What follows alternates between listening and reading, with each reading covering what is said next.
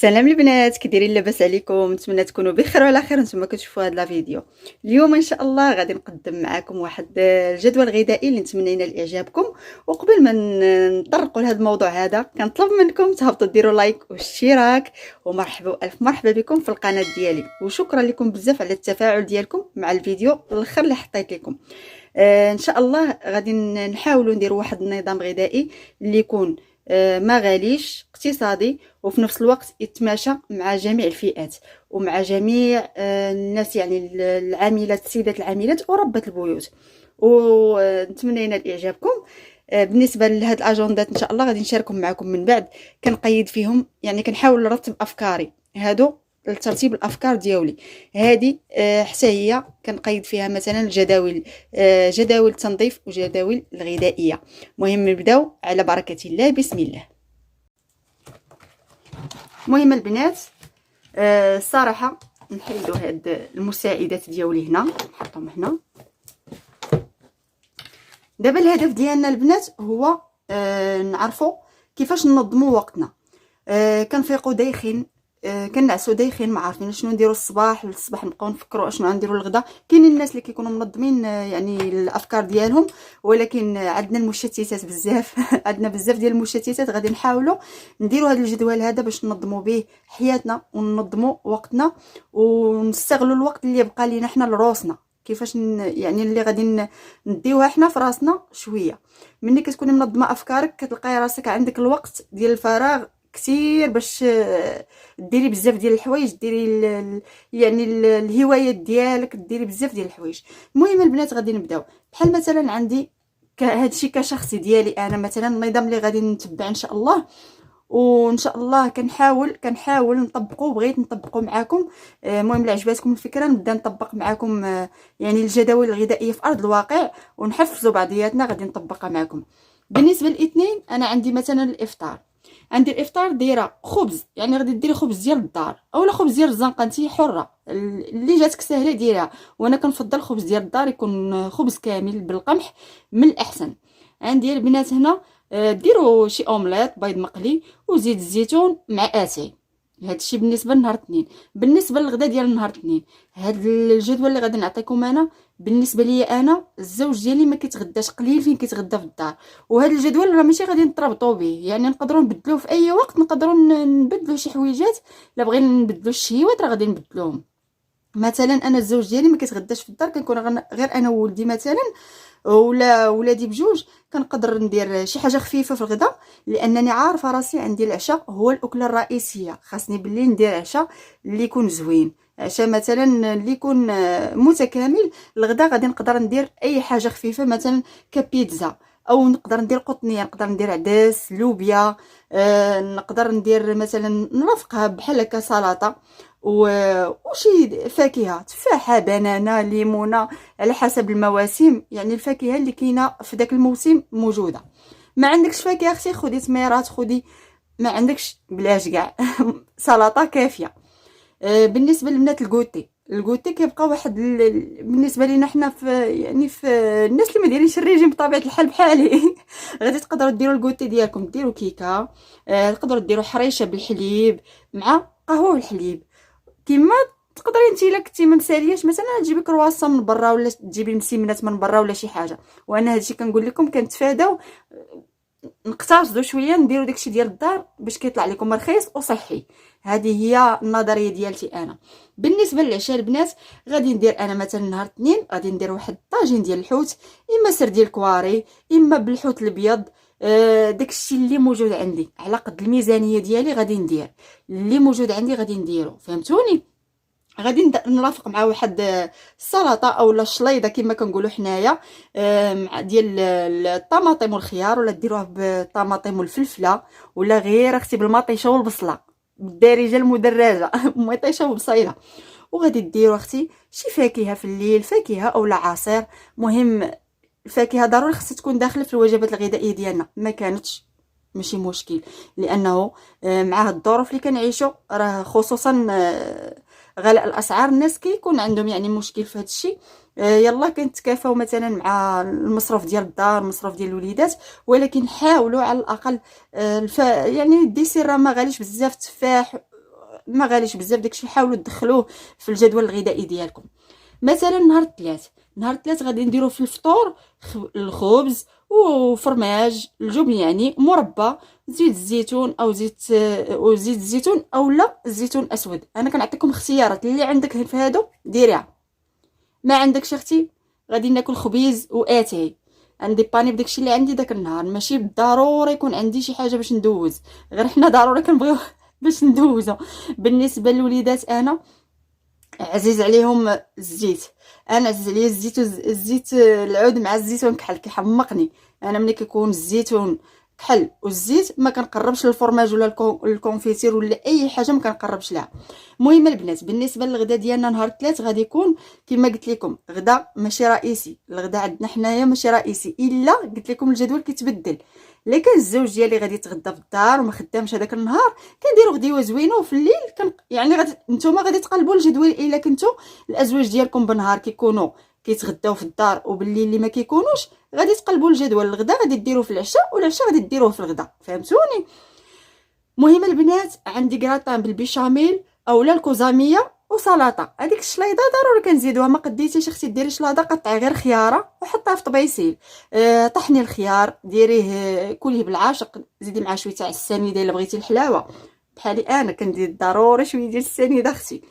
ايوا البنات هنايا عندنا مثلا الفتره ديال الراحه، انا مسميه الكوتين فتره الراحه اختي. هنا كتشهي داكشي اللي بغيتي، كديري داكشي اللي تشهيتي، كتكوني محيده عليك شقاك بكري، محيده عليك الصابون، محيده عليك التخمال، محيده عليك كل حاجه عندها وقتها.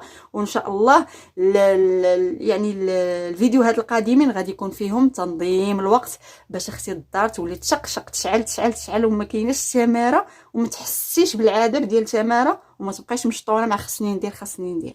المهم انا هادشي كنقول لكم غنطبقوا انا وياكم. انا بديت كنطبقوا هذا الاسبوع مطبقاه على حياتي الشخصيه وبغيت نبارطاجيه معكم ونشوفوا ان شاء الله يعني الحصيله كيفاش غادي تكون ان شاء الله.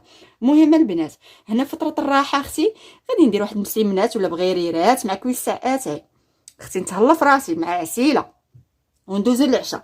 العشاء اختي درنا نهار الثلاث غادي نديرو طاجين ديال اللحم بالخضره مع شليضه ولا فاكهه، اولا غادي ندير طويجين بالكفته واحد لاصوص طوماط كيجي فن حتى هو. انا بالنسبه للطاجين ديال الكفته كنزيد عليه بيضات وفرماج حمر محكوك من الفوق. يا سلام اختي وشويه الزعتر ما تنساوش ليا راه كيجي واعر. المهم عطا الله ما يدار. بالنسبه للكفته البنات انا كنتقداها مثلا الا بغيت نكون دايره بروغرام غادي نطيبها الغد ولا غادي نطيبها داك النهار، ما كنتقداش نحتفظ بها في المجمد لمده طويله لانه الصراحه ما كاينلاش بالنسبه ليا. اما بالنسبه للناس اللي كيحتفظوا بها ماشي مشكل، كل واحد البروغرام ديالو. المهم البنات جينا هنا نهار الاربعاء ان شاء الله. غادي الفطور غادي اختي درت نهار الثلاث المسمن ولا البغرير. ضروري كديري واحد الكميه كتكون زايده شويه، كتخليه في الثلاجه، كتحتفظي بداكشي اللي كيشط في الثلاجه. نهار الاربعاء اختي غادي نسخنو مع الصباح وغادي نفطر به مع كويس ساعاتي، فهمتوني؟ يعني غادي تجيكم ساهله. والبنات وبالنسبه للغدا غادي ندير الرز بالذره والطون، تقدروا تزيدوا معاه واحد الطريفه ديال السوريمي كيجي فن والمايونيز بالنسبه للناس اللي عزيز عليهم المايونيز. غادي ديروا كبسه باللحم وتقدموا معاه فاكهه ولا خيار مقطع ولا اللي بغيتو. فتره الراحه اختي ديال نهار الاربعاء غادي ندير شي بريوش ديال الدار اولا كيك مع قهوه والحليب. القهوه والحليب بالنسبه لي انا في الدار ديالي ما كنستهلكوهاش بزاف لانه القهوه والحليب صعاب شويه على الذات ديالنا، داكشي علاش كنحاول ما كنديرهمش بزاف. يعني هي من الاحسن تشربي اما الحليب بوحدو ولا القهوه بوحدها، من الاحسن باش نحتفظوا اختي على الكلاوي ديالنا ونخليوهم مرتاحين، ما نديروش لهم تماره يبداو يبقاو يصفيو مساكن النهار كامل وهما ضاربين تماره باش يفصلوا لينا ديك القهوه على الحليب. اختي نشرب انا القهوه بوحدها والحليب بوحدو ونتهنى صافي اختي، ما نسخسخش الداس ديالي اختي صافي. هنا البنات بالنسبه للعشاء غادي ندير اختي في العشاء واحد طاجين بالدجاج والخضره والعنب المجفف يعني الزبيب. انا الصراحه كيحمقني طويجين تكون فيه بطاطا خيزو والزبيب من الفوق والبصله بطبيعه الحال راكم عارفين كتناسبوا الطويجين عادي بخضيره. ديري الخضره اللي بغيتي، السلاوي، ديري اي خضره عندك متوفره في الدار، قريعه خضره. انا ضروري كندير الزبيب من الفوق، كيعطي واحد البنه. غير جربوها البنات والله العظيم، الحلاوه والملوحه كتواتى مع بعضياتها لواحد الدرجه ما تصوروهاش، كتجي فنه فنه. واحد الحريريقه اختي من الفوق، ضروري حريريقه ضروري. احنا اختي دوزنا 3 ايام ديال السيمانه الاولى بالضحك وباللعب، وقادين على البروغرام ديالها. غادي ندوزو اختي نهار الخميس. بالنسبه للخميس ان شاء الله، بالنسبه للفطور غادي يكون عندي هنا خيزو. اعوذ بالله من الشيطان الرجيم. احنا البنات هنا جينا نهار الخميس ان شاء الله. الخميس غادي الفطور ديالنا غادي يكون فيه خبز وزيت الزيتون وزيتون اسود عفوا، وواحد يعني الجبن. الناس اللي ما كيبغيوش ياكلوا الزيت كيضرهم في المعده ولا شي حاجه ياخذوا فريميجه وكويس ساعتين. ولا نتوما كيبقى لكم اختيار، غادي تقدروا ديروا قهوه وحليب. انا هنا كنعطيكم بروغرام اللي انا ان شاء الله باغا نمشي عليه، وانتوما يعني كتبدلوا الجداول كما بغيتوا، ديروا فيهم داكشي على حساب ثلاجتكم اشنو فيها. وكل واحد عنده خيره في دارو، وكل واحد عنده داكشي رزقو على قدو باش كيتمشى. المهم الحمد لله نحاولوا غير ننظموا داكشي ديالنا، وماشي بالشرط ان الغداء مثلا ضروري خصني ندير هذا الشيء. انا اختي مثلا هاد النهار نط عيانه، نقدر نجيب الماكله من الزنقه، ما عنديش الفلوس الفلوس. المهم ما عنديش اختي الفلوس باش نجيب مثلا واحد الماكله طيبه من برا. غادي ندير اختي مقيله فيها بطيطه مقطعه، غادي نسلقها وغادي نقليها واحد شويه، وغادي نفقس عليها واحد 4 البيضات ولا 2 بيضات على حسب الاشخاص اللي عندي. وهنا مغديه اختي، ماشي ضروري خاصني ندير هذا الشيء ونطبقه بالضبط. واحد النهار كنكون عيانه ما قادره ندير حتى حاجه، نقدر ندير غير اومليط اختي نتغدى بها، ماشي مشكل. المهم انا غادي نمشي وقتي باش بداك الشيء اللي عندي. نقدر اختي نسلق غير بيضات وندير معاهم واحد الشليضه بمطيشه وبصيله، ويا اختي شحال فنه وشحال كتجي فنه. نقدر نجيب مثلا حك ديال الطون نسرحو في واحد الكوميره مع شويه ديال المطيشه مقطعه وشويه ديال البصله. ايوا وهنا اختي مهنيه، وهنا دايره غديوه ديالي مع واحد الكويس ديال المناضه، واخا اختي راه واعره للمصران. المهم هو نسلك راسي بداك الشيء اللي على قد بسطامي شنو فيه وعلى قد مصروفي، ما نكلفش على راسي. وفي نفس الوقت اللي كان عندي اختي الفلوس ما نحرمش راسي من الشهيوات ومن الحويجات اللي زوينين. المهم انا عطيتكم جميع الحلول. المهم هنايا البنات قلت لكم نهار الخميس ان شاء الله الغدا ديالي غادي يكون اما شاورما بلا دند اولا ساندويش بالطونه وسلطه كما قلت لكم اختي دابا. واختي الفتره ديال الراحه ديالتي اختي غادي ندير مسيمنات ديال الفران، اما معمرين اما بزبيده. ما عنديش الزبده اختي نديرهم غير بالزيت. كانت عزيزه عليك الشحمه، دوبي لي اختي واحد المورصه ديال الشحمه وسرحي به المسيمنات ديالك ودخلهم الفران وما تشبعيش منهم، والله العظيم داك كيجي واعر. بالنسبه للعشاء اختي ديال نهار الخميس ان شاء الله غادي يكون عندي هانتوما طاجين ديال السمك بالخضره ولا بصلصه الطماطم، يعني ديروه بلاصوص الفلفله ضروري مع الحوت كتجي واعره.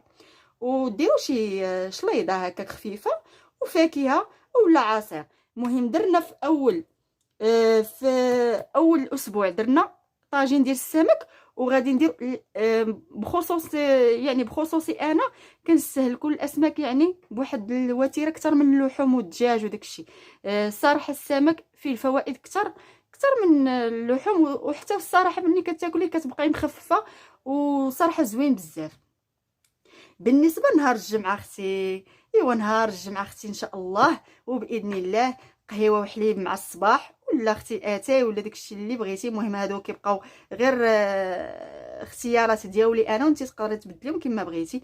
خبيز ولا مسمن الا شاط لك المسمن اختي من هذاك اللي درنا نهار الخميس في فتره الراحه ديالنا، غادي نفطروا به الصباح نسخنوه ونزيدوه في الفطور ديالنا. عندك شي حليوه ديال الدار، عندك شي حاجه غادي تحطيها وعسيله وشويه تاع الجبن. الغدا اختي كسكسو مع البن اولا السفه. انا اختي وليداتي حطي لهم حاولي مشوي وحطي لهم السفه، غادي يمشيو للسفه. ولادي السفه هي العقل ديالهم، انا كنحاول نديرها لهم مره لان عزيزه عليهم.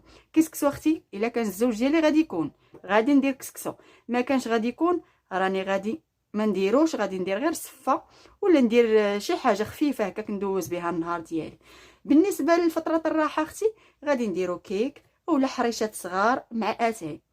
ما كاينش هادشي وانت دايره اختي الريجيم، كولي اختي شويه تاع الاكاجو، شويه تاع التمر، اللويزات، كريكيعات، وتقدروا تاكلوهم حتى نتوما اللي كنتو دايرين شي ريجيم تاكلوهم، تكتفيو بهم، خصوصا الناس اللي كيكونوا خدامين. بالنسبه للعشاء اختي غادي نديرو واحد طوايجين ديال الدجاج بخضيره، ولا كنتي اختي دايره كسكسو في الغدا مثلا، غادي تخلي من هذاك الكسكسو غادي ديري به سايكوك بالليل هو والبينه، وهانتي معشيه ما تحتاجي كاع طيبي العشاء. انا كنقول لك هاد العشيوه الا ما درتش كسكسو مثلا والزوج ديالي ما كانش مغدي في الدار، غادي ندير العشاء طاجين بالدجاج والخضره، اولا غادي ندير الدجاج في الفران مع البطاطا، كيجي فن الصينيه ديال الدجاج والبطاطس بالفرن. وغادي نديرو واحد السلطه اللي خفيفه وفاكهه، نقدر ما نديرش السلطه وندير واحد سلطه فروي حتى هي كتجي واعره، وتعصري عليها واحد شويه تاع الليمون لا كان، تخلطيهم وتعطيهم الوليدات ديالك والعائله ديالك في كويسات حتى هما يعني كافيين. المهم انا كنحاول نعطيك اقتراحات اللي يخليوك مرتاحه السيمانه ديالك كامله، وهذا الجدول كتقدري تقلبيه بحال الاسبوع الاخر تبدايه من الاخر ديالو. مثلا هاد السيمانه بديت بالطاجين ديال الحوت ولا شي حاجه، السيمانه الاخرى غادي نبدا بالطاجين ديال الدجاج، كتبقاي تلعبي به انت كما بغيتي على حسب الموجود اللي عندك. بالنسبه لنهار السبت اختي، نهار السبت لا ما خرجناش تغدينا برا اختي، ولا كنا في الدار، ولا ما مشيناش عند العائله اللي عنده والدي غادي يمشي عندهم ضروري السبت ولا الحد. انا اكثريه الحد كنمشي مثلا عند دارنا. نقدر هذا الجدول هذا ما غاديش نقدر نطبق غير داكشي تاع الليل، نقدر نتغدى في دارنا مثلا عند ماما وبابا، غنتغدى عندهم، ما غاديش ندير هادشي بطبيعه الحال، غادي نفطر فقط في الدار وغادي نمشي غادي نتغدى في الدار. المهم نقدروا نديروا كسكسو في الدار مع العائله، نقدروا نديروا رفيسه، نقدروا نديروا اي حاجه عائليه ونتجمعوا عليها مع الوالدين والخوت. المهم البنات نهار السبت قلت لكم غادي نديروا خبز وبيض مقلي وجبن. ما كنتوش كتبغيو البيض مقلي غادي ديروا بيضات مسلوقين مع شويه تاع الخيار وشويه الخس، فطور متكامل. بالنسبه للغدا طاجين ديال الكفته وسلطه وعصير. كفته اما ديال لاداند اما ديال اللحم اللي موجود عندك اختي، اولا تقدري ديري ديال الحوت ديال السردين راه موجود في البلاد ديالنا تبارك الله، موجود الحمد لله والشكر لله.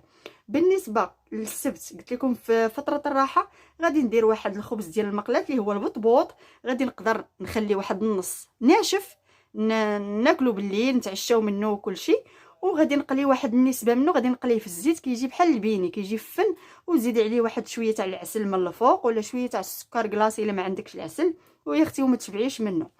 بالنسبه للعشيه اختي غادي ندير لاطه ديال الحوت، اللاطه اختي ديال الحوت الله يا اختي راه ما تشبعيش منها.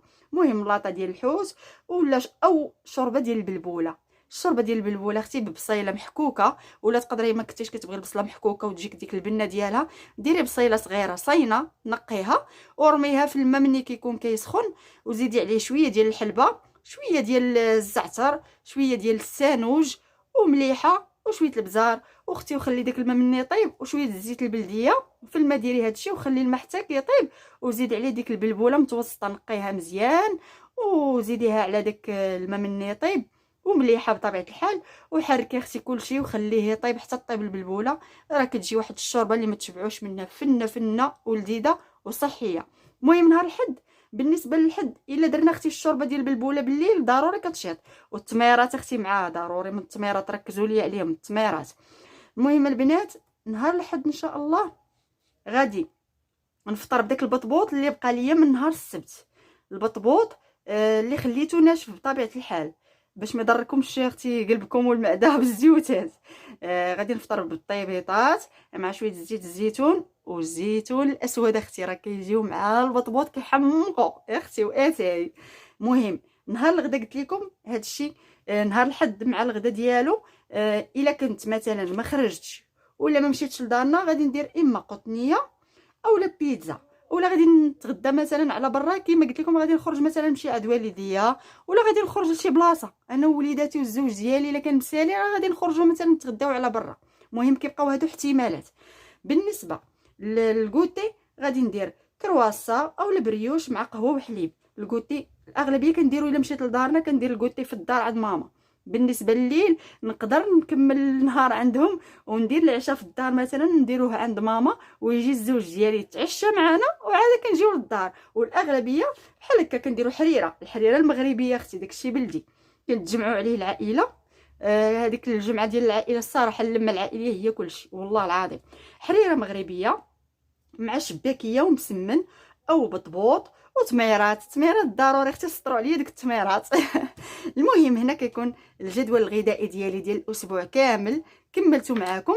نتمنى ينال اعجابكم. والبنات ان شاء الله بغينا ننظموا حياتنا وما نبقاوش نضيعوا وقتنا في الخوى الخاوي ونضيعوا حياتنا ونستغلوا الوقت لراسنا. كنضيعوا حياتنا غير في السماره والشقه والطياب النهار كامل وحنا مخشيين في الكوزينه دايخه بينا، ما عارفين راسنا اشنو كنديروا، ما عارفين راسنا اشنو غادي نديروا الغد. هادشي علاش هاد المشكل انا واقعه فيه. قلت علاش لا ما نحلوش انا وياكم، ونتمنى من الله نطبقوه على حياتنا كامله ان شاء الله. وبطبيعه الحال الله سبحانه وتعالى اللي كيكتب لينا اشنو جاي حنا ما عارفينش، يعني ما كنعلموش الغيب وكنتمناو غير الخير ونتمناو الخير والحمد لله والشكر لله على النعم اللي عطانا الله. اللهم اديمها نعمه واحفظها من الزوال، والله يرزقكم والله يحفظكم والله ييسر لكم اموركم نتوما كاملين، والله يوصلكم لاي حاجه كتمناوها في حياتكم. وان شاء الله غادي يبقاو فيديوهاتنا يكونوا مفيدين، وضروري من الروتينات ديال الدار، ضروري من النصائح، ضروري من اي حاجه زوينه نشاركها معكم البنات. وكنتمنى غير تدعموا القناه ديالي ونكبروا العائله، وعلاش لا. لايك لايك لايك، ما تنسوش تلايكيو لي الفيديو. يلا بسلام عليكم البنات، وشكرا لكم بزاف على المشاهده وشكرا لكم.